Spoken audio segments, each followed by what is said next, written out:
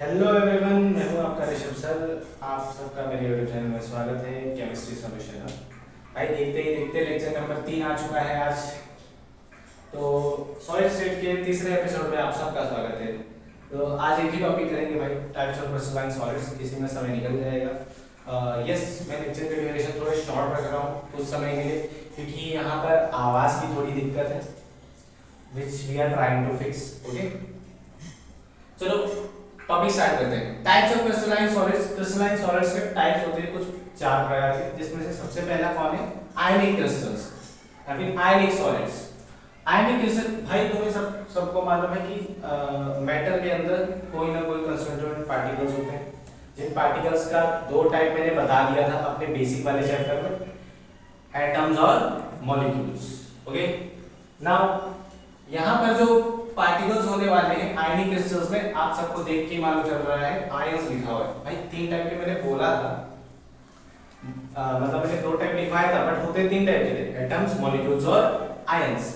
यहाँ पर क्या होगा भाई, नाम में लिखा है, देखो लिखा है आयनिक क्रिस्टल्स, यानी इसमें स्मॉलेस्ट पार्टिकल्स कौन होंगे? आयंस होंगे। The constituent particles of ionic crystals are charged ions.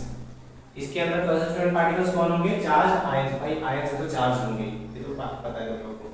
या तो केटायन होगा या तो एनायन होगा, मतलब सॉरी केटायन और एनायन होंगे। भाई आयंस लिखा है, आयंस क्या होता है? पॉजिटिवली चार्ज या तो नेगेटिवली चार्ज। पॉजिटिवली चार्ज को केटायन बोलते हैं, नेगेटिव चार्ज को एनायन बोलते हैं। उसके बाद particles of ionic crystals held by electrostatic force of attraction. मैंने आपको एक intermolecular force solid liquid gas में बताया था कि सबसे ज्यादा स्ट्रांग किसका होता है? सॉलिड का। अब उस सॉलिड वाले में आयनिक सॉलिड्स में कौन सा इंटरमॉलिक्यूलर फोर्स होता है? Electrostatic force. The type of intermolecular force in ionic crystal is electrostatic force. भाई इलेक्ट्रोस्टैटिक फोर्स ही क्यों लगा? आप सबको मालूम है आयनिक क्रिस्टल्स में केटायन होगा और एनायन होगा। केटायन और एनायन को रोकने के लिए, मतलब उनके बीच में जो अट्रैक्शन लगे हैं, देखो ये प्लस चार्ज है, ये माइनस चार्ज है, ये इस तरफ अट्रैक्ट हो रहा है, ये भी इस तरफ अट्रैक्ट हो रहा है। मान लो इसके ऊपर प्लस क्यू चार्ज है, इसके ऊपर माइनस क्यू चार्ज है, तो यहाँ पे इन दोनों के बीच में फोर्स लग रहा होगा। आप लोगों ने फिजिक्स में पढ़ा होगा कूलम्ब्स लॉ में। तो यहाँ पे देखो फोर्स ऑफ अट्रैक्शन लग रहा है ना, K(Q1 Q2) अपॉन में r का स्क्वायर, जहाँ पे r क्या होता था? इन दोनों के बीच की दूरी। तो यहाँ पर ये जो केटायन और एनायन तुमको दिख रहे हैं, इनको रोक के रखने के लिए कौन सा फोर्स लग रहा था? Electrostatic force. इंटरमॉलिक्यूलर फोर्स इसमें क्या हो गया? Electrostatic force. The particle of ionic crystals are held by electrostatic force of attraction between oppositely charge ions. भाई दोनों अपोजिटली चार्ज है, इन्हीं के बीच में क्या लग रहा है? Electrostatic force. Now next point, ionic crystals are hard and brittle. जो आयनिक सॉलिड्स होते हैं वो कैसे होते हैं? हार्ड भी होते हैं और ब्रिटल भी होते हैं। इनकी मेल्टिंग पॉइंट बहुत हाई होती है, मतलब बहुत ही हाई टेम्परेचर पे ये मेल्ट करते हैं। और वो रेंज क्या होगा, मतलब अलग अलग आयनिक सॉलिड्स के अलग अलग होंगे, लेकिन सबसे कम मेल्टिंग पॉइंट कितना होगा? 600, और सबसे ज्यादा कितना होगा? 3000। इतने के बीच में किसी ना किसी सॉलिड का होता होगा, सॉरी किसी ना किसी सॉलिड हो गया, किसी ना किसी आयनिक सॉलिड का होता होगा। चौथा point, they are poor conductor of electricity आएगा यार।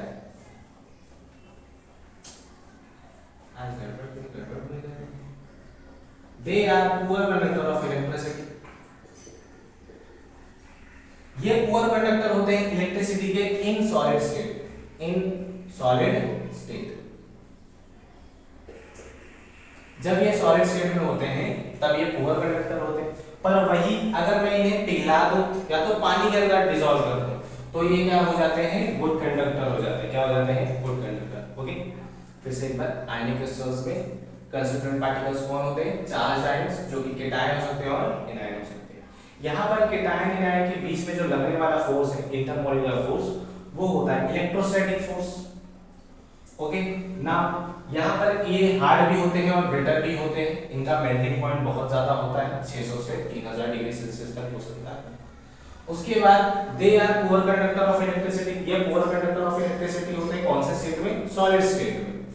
अगर उसी आयंस को मैं पिघला दूं या तो उसको पानी के अंदर डिसॉल्व कर दूं तो वो क्या हो जाएंगे, गुड कंडक्टर हो जाएंगे इलेक्ट्रिसिटी के। नाउ एग्जांपल देख लो आयनिक सॉलिड्स के, NaCl, K2SO4, CaF2, KCl।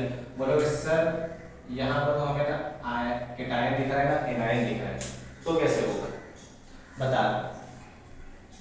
आप लोग ये जो एग्जांपल्स देख रहे हो क्या ये आयंस में नहीं टूट सकते? टूट सकते हैं भाई। NaCl को तोड़ो, NaCl टूटेगा Na प्लस Cl माइनस में, बन गया ना केटायन और एनायन। आगे देखो K2SO4, ये भी टूट सकता है 2K प्लस SO4 2 माइनस में, बन गया केटायन एनायन। CaF2 को देख लो, Ca2 plus 2F minus. KCl भी टूट सकता है, K प्लस Cl माइनस। ये क्लियर है? ये सारे अपने आयंस में टूटे, केटायन और एनायन दोनों बन रहा है। केटायन एनायन किसमें बनता है? आयनिक सॉल्यूट्स में। ठीक, नाउ जो लोग लिखना चाहते हैं लिख ले या फिर स्क्रीनशॉट मान लो, वो आपकी इच्छा। अच्छा एक और बात बता दूं यहाँ पर, सॉरी एक और बात बता दूं, बताइए रहने दो, चलो अच्छा बता दे। यहाँ पर ये जो केटायन और एनायन बनते हैं इनका साइज डिफरेंट हो सकता है, मतलब कि कोई बड़ा भी हो सकता है कोई छोटा भी हो सकता है। ऐसा नहीं कि दोनों सेम साइज के ही हो, कोई बड़ा भी हो सकता है और कोई छोटा भी हो सकता है। ठीक है, नॉर्मल सी बात थी। आई थिंक सो लिख लिए होंगे एंड स्क्रीनशॉट भी ले चुके होंगे। नाउ आता है covalent network solids. Covalent network solids पहले पॉइंट से पढ़ते हैं, द कंस्टिट्यूएंट पार्टिकल्स। अच्छा देखो कोवेलेंट बॉन्ड किसके किसके बनता है, पहले पॉइंट छोड़ो, पहले ये बताओ कोवेलेंट बॉन्ड किसके किसके बीच में होता है? एटम्स के बीच में। जैसे फॉर एग्जांपल अगर मैं मीथेन लूं, इसका नाम तो सुन रखे होंगे भाई, CH4, इसमें कैसे बॉन्ड होते हैं? ऐसे।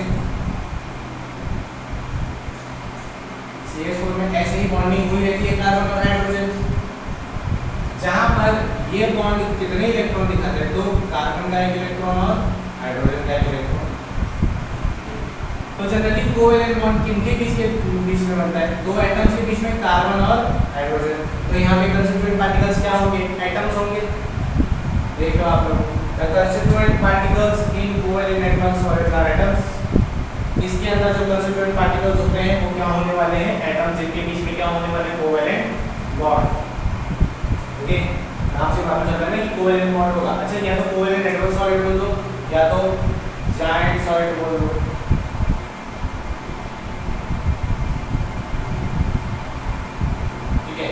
नाम से मालूम है इसके स्ट्रक्चर बहुत बड़े बड़े रहने वाले, जायंट सॉलिड्स दिखाए ना। आगे देखो, atoms of this crystal is linked by covalent bond. ये जो एटम्स हैं इनके बीच में कौन सा बॉन्ड बनने वाला है? Covalent bond. मतलब यहाँ पर एटम्स को हेल्ड करके कौन रखने वाला है? Covalent bond. वहां पर आयनिक सॉलिड्स में कौन हेल्ड करके रखता था? Electrostatic force. यहाँ पर कौन हेल्ड करके रखेगा? Covalent bond.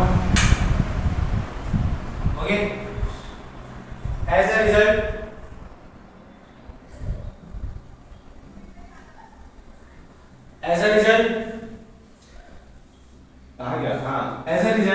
rigid three-dimensional molecule is formed.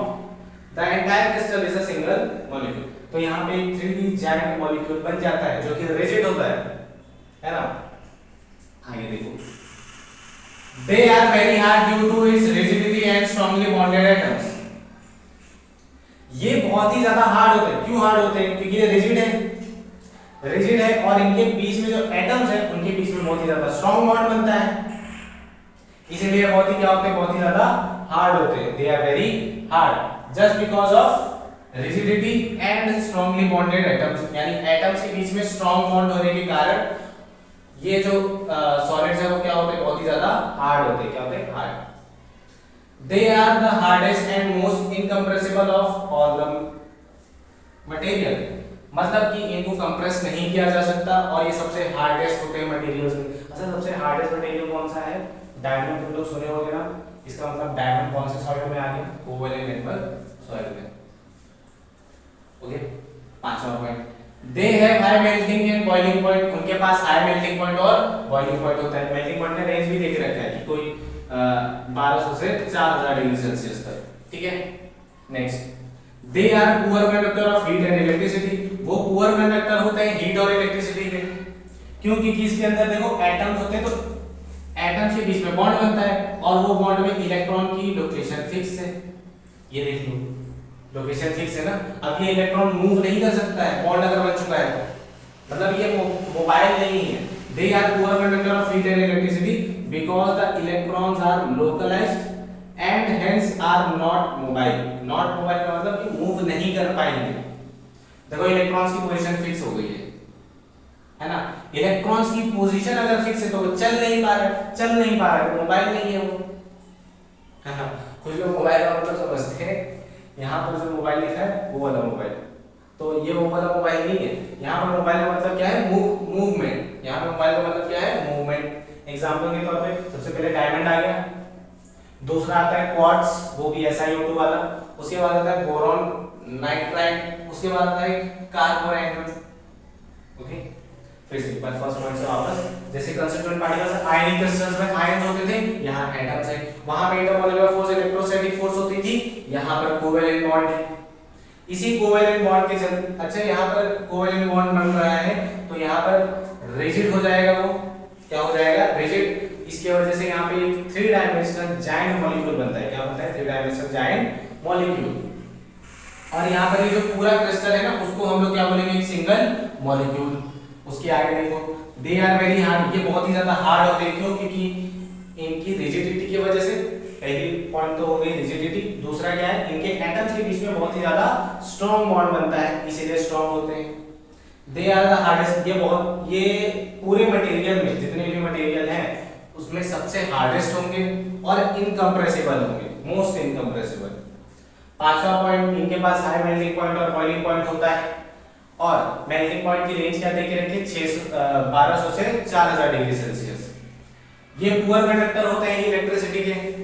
They are poor conductor of heat and electricity. क्यों? क्योंकि भाई इलेक्ट्रिसिटी कब फ्लो करेगा? जब इलेक्ट्रॉन फ्लो करेगा। इलेक्ट्रॉन इसमें फ्लो ही नहीं कर रहा है, क्यों? उसकी लोकेशन फिक्स है। जैसे ये देखो, कार्बन और हाइड्रोजन के बीच में इलेक्ट्रॉन है, मूव कर पा रहा है क्या इलेक्ट्रॉन? नहीं, तो इसका मतलब वो मोबाइल नहीं है। अगर वो मोबाइल नहीं है तो वो मूव नहीं कर रहा है, मूव नहीं कर रहा है तो इलेक्ट्रिसिटी फ्लो नहीं होगा। एग्जांपल के तौर पे डायमंड, क्वार्ट्ज, SiO2, उसके बाद आ जाता है बोरॉन नाइट्राइड और कार्बोरैंडम। ठीक है, लिख लो या तो स्क्रीनशॉट ले लो। ओके, कुछ और बातें जो कोवेलेंट नेटवर्क सॉलिड्स में करनी है, उसके बाद हम लोग लेक्चर फिनिश करेंगे। बाकी के 2 टाइप के सॉलिड्स हम लोग नेक्स्ट लेक्चर में करेंगे। ओके, तो देखो पहली कुछ बात याद रखने वाली बातें, याद रखने वाली बातें।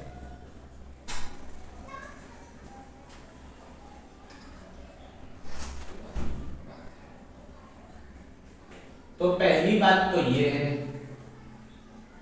कि diamond is the hardest material known. Diamond is the hardest material known.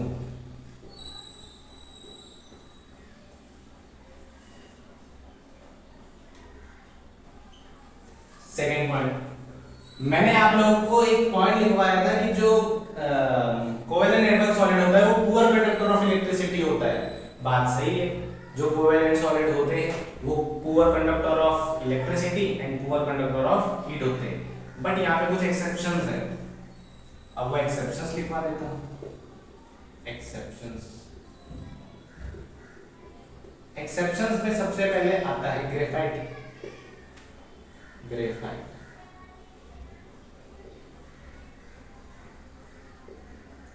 सबसे पहले ग्रेफाइट क्या होता है? Good conductor of electricity, but ये कोवेलेंट नेटवर्क सॉलिड होता है क्योंकि इसके अंदर देखो एक कार्बन से मिलकर बना है। कार्बन यहाँ पे बॉन्ड बनाता है और कार्बन बॉन्ड बनाता है इसका, और वो भी बहुत बड़ा बॉन्ड बनाता है, जायंट स्ट्रक्चर बनता है। जायंट स्ट्रक्चर कौन से सॉलिड में बनता है?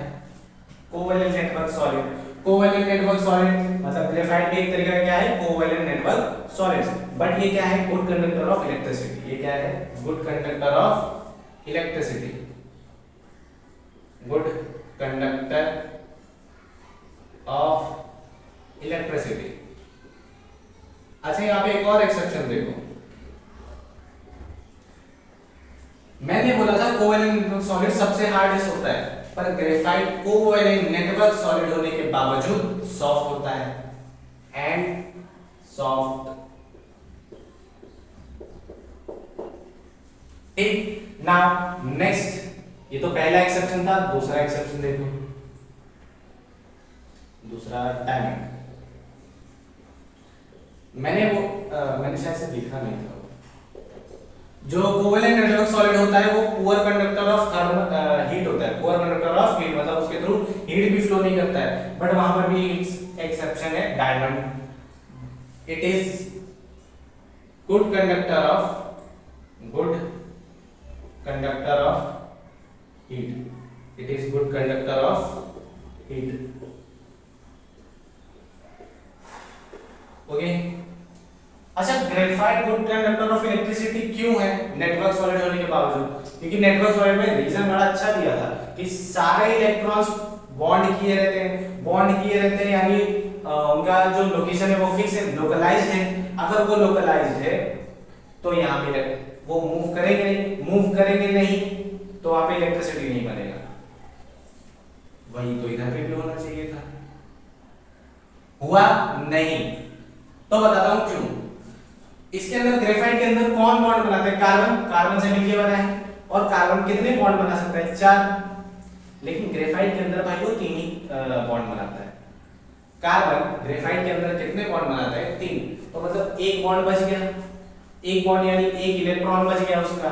अब वो एक इलेक्ट्रॉन मूव कर सकता है, इसलिए graphite good conductor of electricity है। समझ में आया?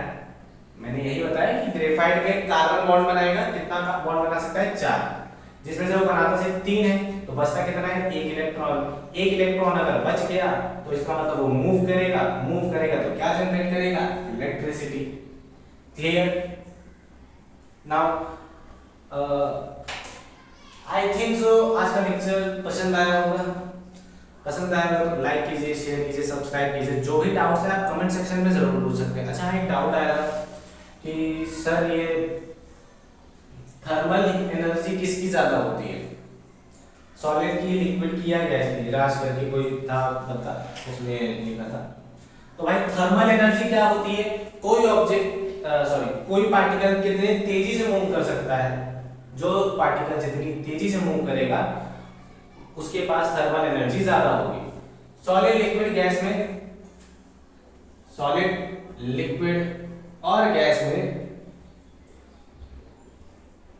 सबसे ज्यादा थर्मल एनर्जी होती है गैस की। इसकी थर्मल एनर्जी बहुत हाई होती है, क्योंकि इसके मॉलिक्यूल्स बहुत जल्दी घूमते हैं, है ना?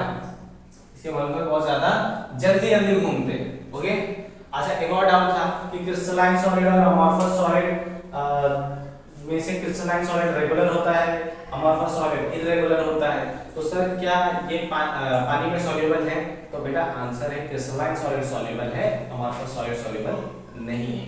ठीक है, thank you very much. I think so आज का लेक्चर आप सबको पसंद आया होगा तो लाइक करो, शेयर करो, सब्सक्राइब करो। दूसरी बार बोल दिया हूँ भाई, ठीक है? और शेयर जरूर करना अपने छोटे भाई बहन या फिर जो भी पड़ोसी हैं, ताकि मैं लेक्चर के ड्यूरेशन बढ़ा सकूं। अभी ये चैप्टर हो जाएगा, मैं प्लेलिस्ट बना दूंगा, तो उसके बाद में जरूर टाइम इंक्रीज कर दूंगा, आधे घंटे या 40 मिनट के लेक्चर जरूर डालूंगा। बट आप लोग शेयर कीजिए, ठीक है? Thank you very much. चलो बाय बाय।